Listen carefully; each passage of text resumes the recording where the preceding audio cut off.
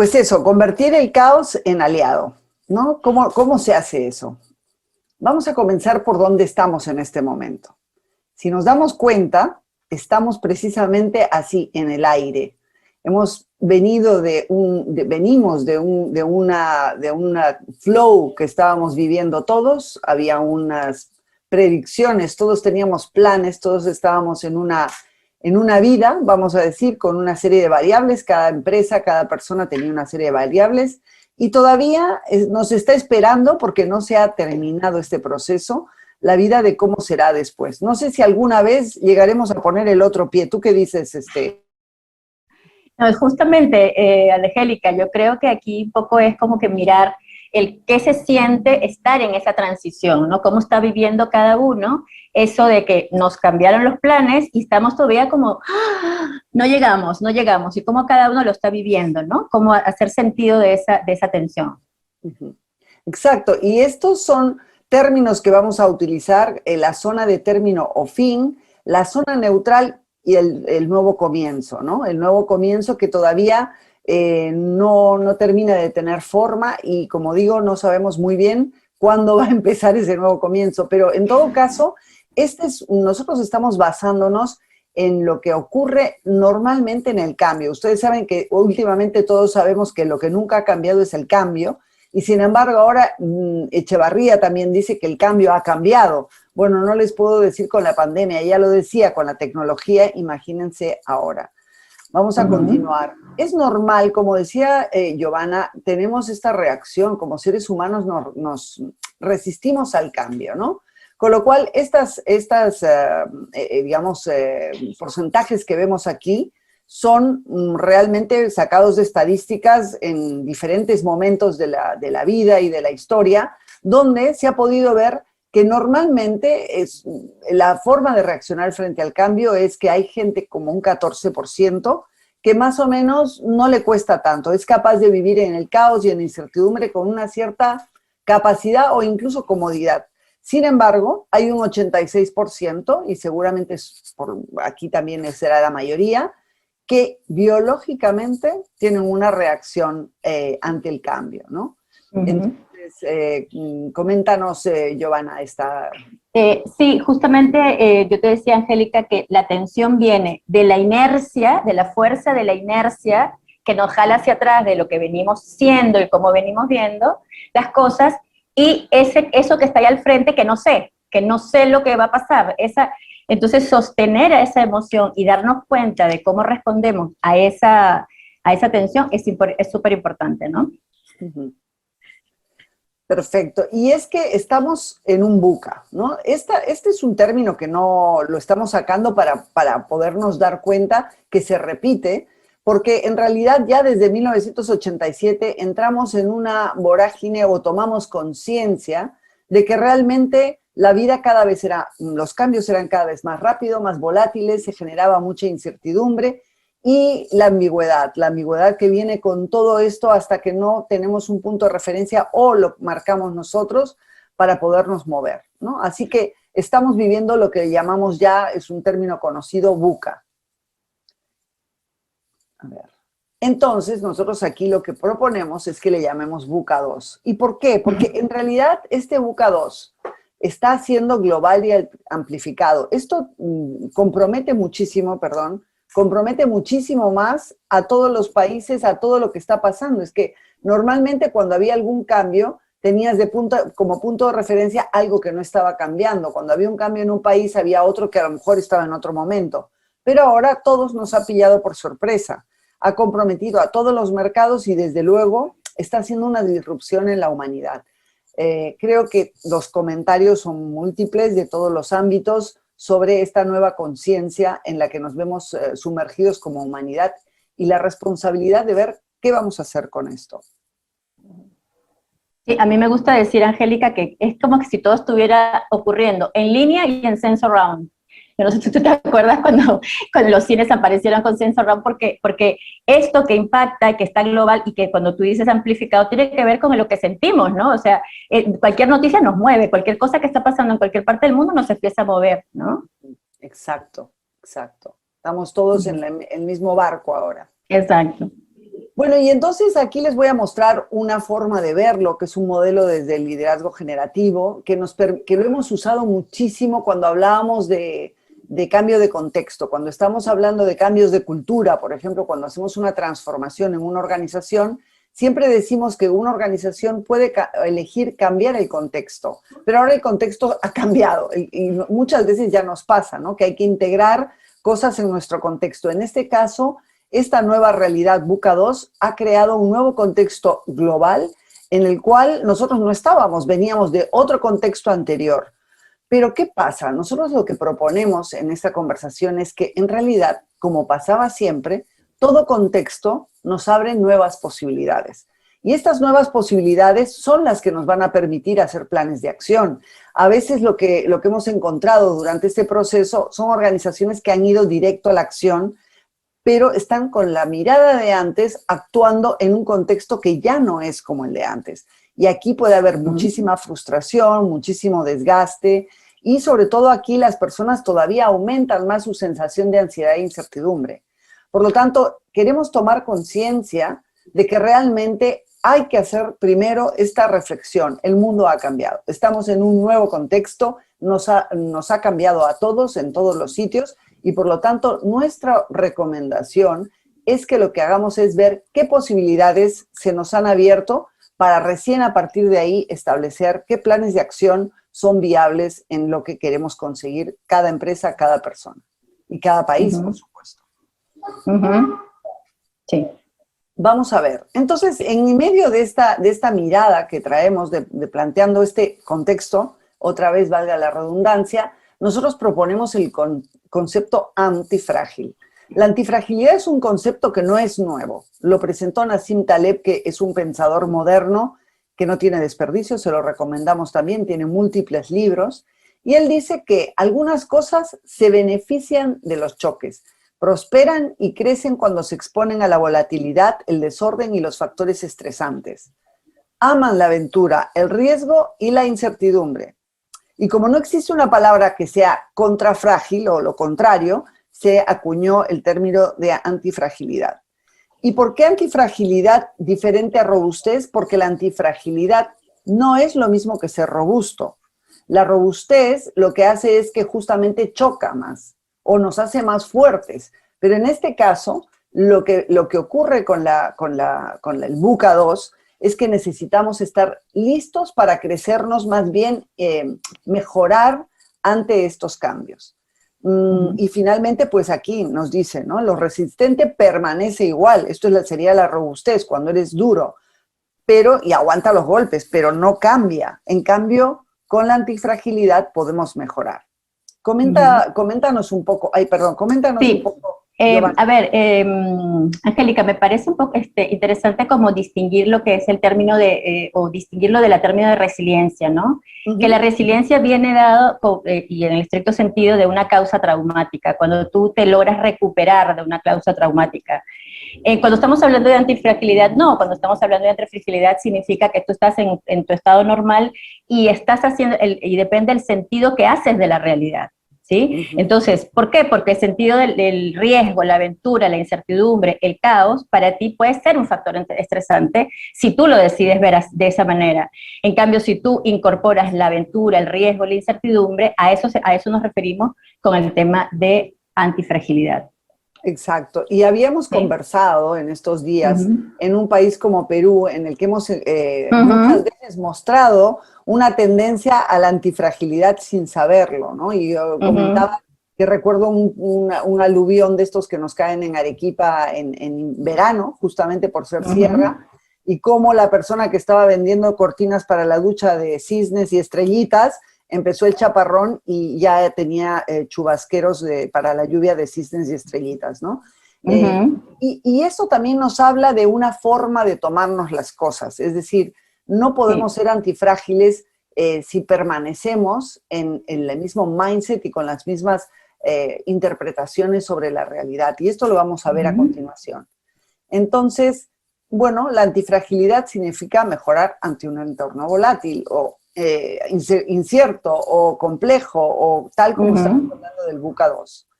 Así que la fragilidad, pues tal como lo pone aquí en estas imágenes, se rompe, una copa se rompe. La robustez es realmente pues algo duro en sí, pero se mantiene igual, ¿no? Es decir, que choca, puede matar a alguien, digamos, en este caso esta espada, pero la espada no cambia. En cambio, en la antifragilidad sí vemos este baile con la realidad, en el cual además va subiendo como una espiral a desarrollar y evolucionar más.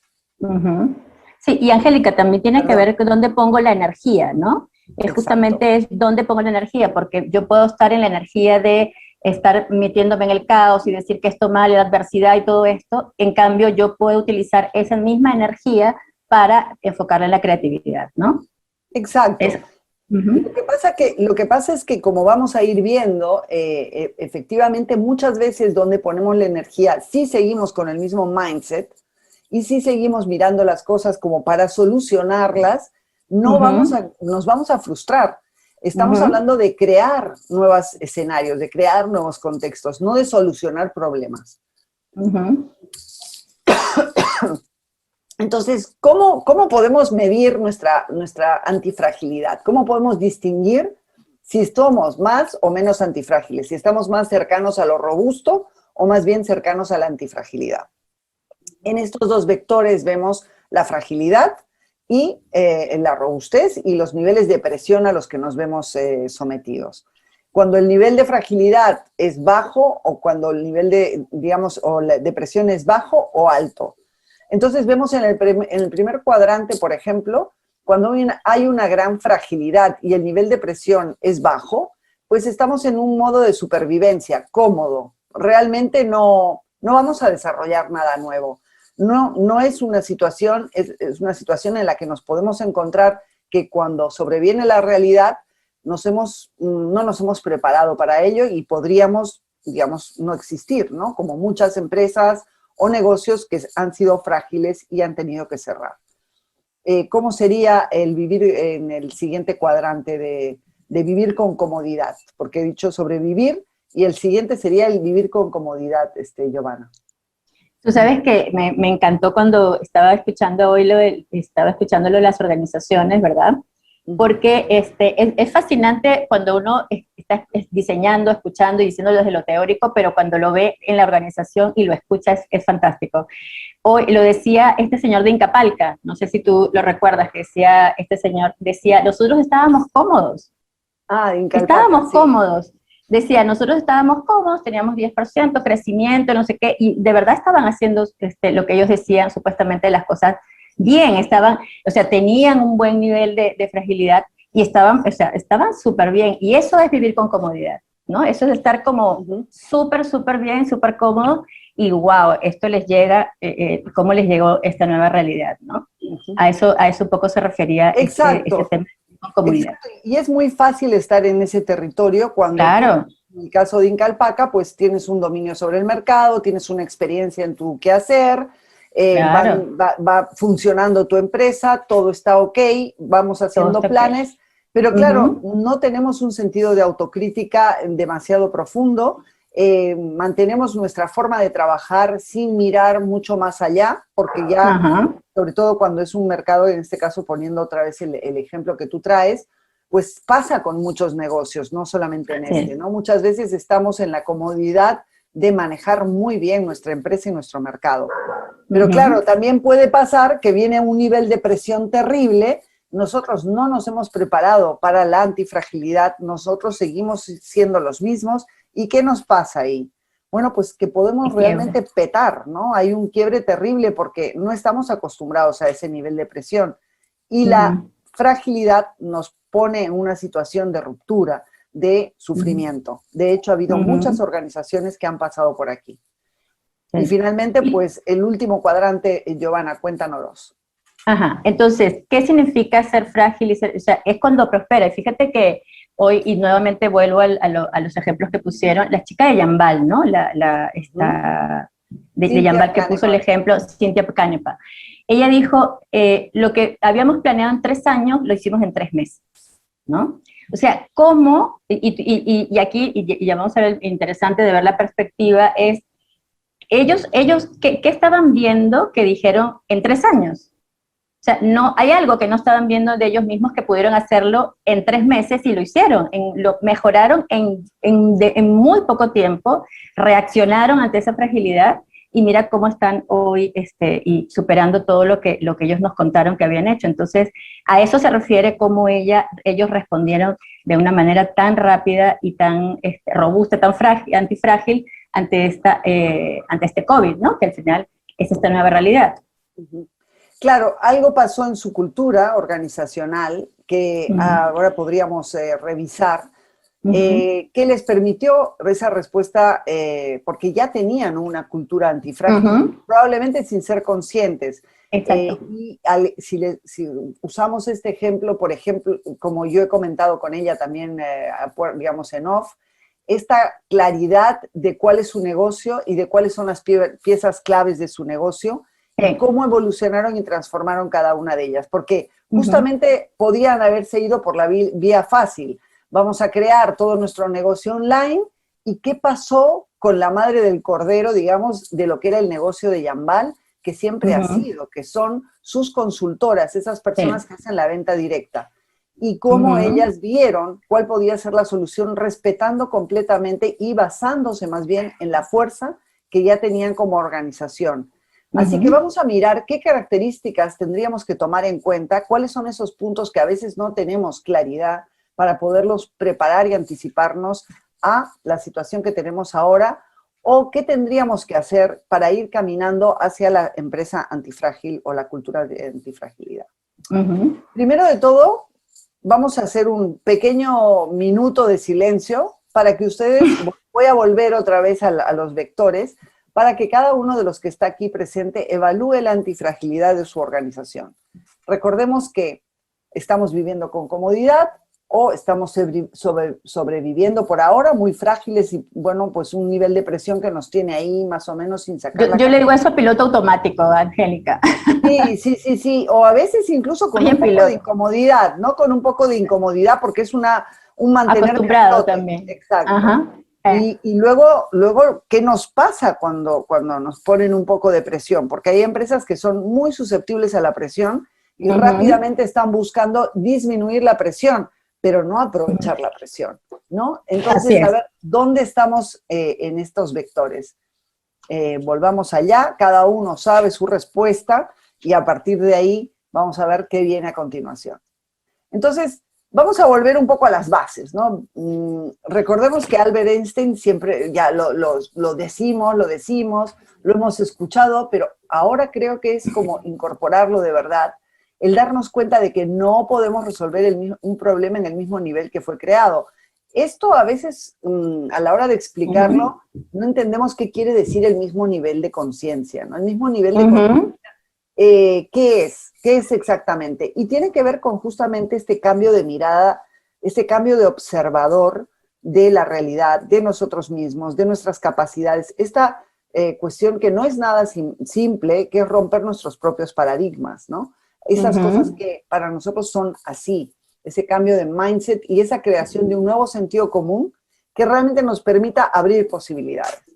Y luego tenemos también al famoso Peter Drucker, que realmente él dice, ¿no? El mayor peligro en tiempos de turbulencia es pensar con la lógica de ayer. Es muy similar, es más o menos el mismo tipo de pensamiento de Albert Einstein. Angélica, allí yo creo que también tiene que ver con algo que también dice este señor Nasser con el cisne negro, es que muchas veces estamos empeñados en investigar las cosas con lo que ya sabemos, ¿no?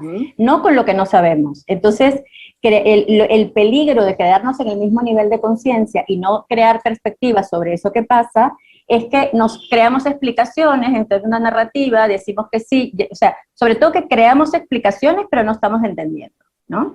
Pasa, por ejemplo, un ejemplo que te pongo por decirte, en estos días me dice, oye, ¿tú les puedes dar una charla de motivación a la gente? ¿Qué está pasando con eso? Yo pregunto, ¿qué está pasando con esto? No, bueno, es que hay una tensión entre los jefes y los empleados, hay como un tema de maltrato, pero no, es que debe ser que la gente está presionada con lo del COVID, entonces hay como hay estrés, entonces la gente está presionada con el COVID, no sé qué. Y entonces darles una charla de motivación de 1 hora. Entonces tú dices, o sea, cuando tú escuchas eso, ¿verdad? Y tú dices, y no te pones a ver qué está pasando, qué estaba pasando en tu compañía, tú te estás dando la explicación que el problema es la atención con el COVID. Pero no pudiera decir, oye, de repente hay un tema de liderazgo y de estilo de liderazgo que está pasando en tu organización que es necesario mirar, ¿no? Entonces, ¿cómo muchas veces nos damos explicación de algo, pero no estamos entendiendo como la dimensión de lo que está pasando en la organización?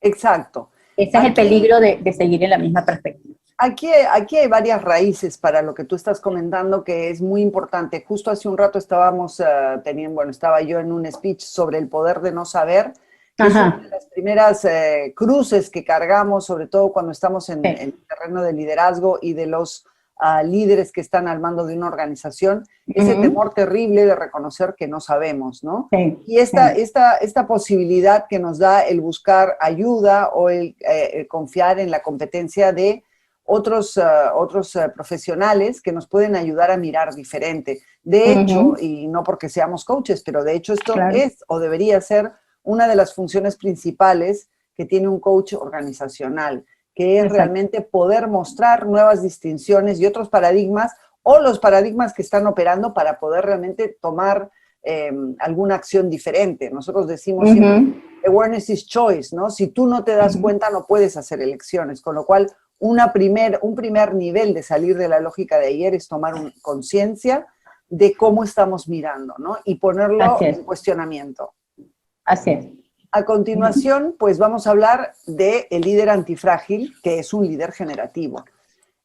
Aquí quiero hacer un stop, si me permite, Giovanna, porque el liderazgo generativo precisamente le hemos puesto apellido a generativo, se le puso apellido porque a todo le llamamos líder y con todos mis respetos, el liderazgo no es un rol, no es la jerarquía que tú tienes en una organización, sino que es el arte de ejecución en la cual tú realmente incluyes a otros y en este caso y hoy en día, súper importante, eres capaz de anticiparte y abrir posibilidades.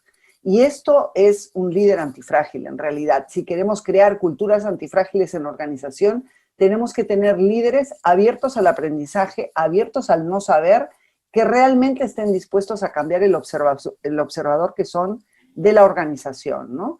Entonces, este líder capaz de generar posibilidades va a poder ver nuevas oportunidades en el caos, ¿no? Porque es parte de su hacer. No resolver problemas, no intentar rápidamente buscar soluciones, sino parar, que para eso se requiere tener un temple especial, parar, aunque parezca que se te está quemando la casa, antes de coger cualquier cosa para apagar el incendio, y realmente ver cuáles son las opciones que se presentan y cuáles son las opciones que van a ir más directo a lo que tú quieres conseguir. Así es. Bueno, cuanto más variables entran en la ecuación buca, en el caso de las culturas antifrágiles, más diversión, ¿no? O sea, más creatividad, vamos, que nos encanta el caos, nos acostumbramos a vivir en el caos porque lo vivimos como efectivamente esto, variables para crear más valor, para potenciar la innovación constante. ¿Y por qué creemos que la cultura antifrágil es tan vanguardista en este momento y por qué tiene tanta importancia que la recuperemos? Porque realmente la anticipación de este concepto es increíble en este momento, ¿no? Pues porque parece ser que vamos a pasar todavía un tiempo sin llegar al otro lado, como decíamos, estamos en el aire. ¿Y cómo se está en el aire? ¿Cómo se está en el aire? Hay que estar dispuestos a innovar permanentemente, hay que estar dispuestos a crear y a vivir el día a día, a estar en el momento presente, que es muy espiritual, pero que es una solución que tampoco es fácil porque no estamos acostumbrados. Siempre vivimos en el pasado o en el futuro, pero realmente en ese momento necesitamos estar muy presentes y muy atentos a lo que se va presentando.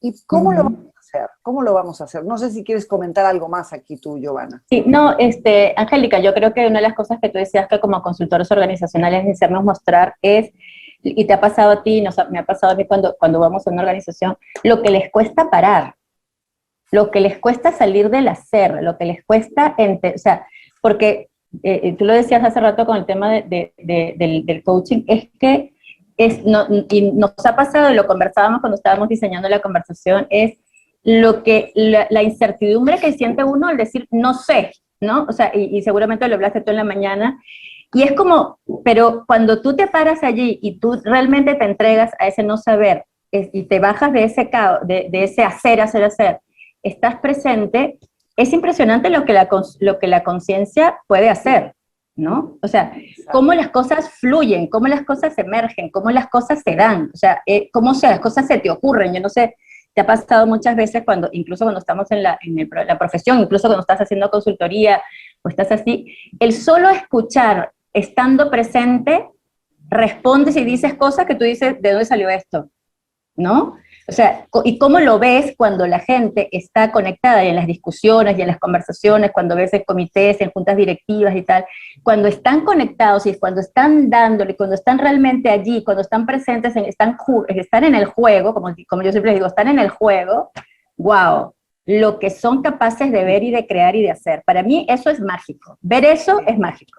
No sé si te ha pasado, obviamente que sí, ¿no? Por supuesto, hay que dejarle el espacio para que ocurra esto y justamente poner esta conexión al alcance de las organizaciones, de los líderes, y en realidad todas las personas tenemos esta posibilidad. Eso, por supuesto. Entonces, vamos a hablar un poquito más del liderazgo generativo, porque como digo, la antifragilidad y lo generativo están de la mano, y vamos a hablar de justamente cómo podemos instaurar una cultura de antifragilidad en nuestras organizaciones para poder tener los resultados relevantes que queremos tener. Y aquí les voy a hablar de un modelo con el que trabajamos el liderazgo generativo, que antes ya lo he mencionado, porque además, como es nuestro modelo, hay varias ponencias en las que hemos hablado de la anatomía de la acción. En la anatomía de la acción, ¿qué estamos viendo? Como su nombre lo indica, vemos qué pasa antes de la acción. Entonces, para tener resultados relevantes, porque todos lo estamos buscando. 2 minutos. Ok. Ok.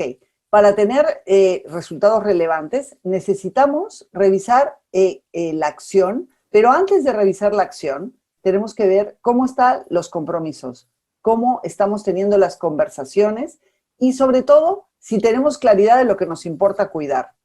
Esto es básico. Cuando tenemos claro qué es lo que nos importa cuidar, vamos a poder hacer este viaje que nos va a llevar a los resultados relevantes que estamos buscando, y es el punto de partida para construir una cultura antifrágil. Bueno, estamos con el tiempo justito. Acá simplemente pues recordar que el líder generativo es capaz de manejarse en situaciones de cambio. No queremos polaridades porque son enemigos de los criterios nuevos. Y bueno, esto tiene que ocurrir en toda la organización, en todas las jerarquías y en todos los niveles organizacionales, porque se trata de una cultura.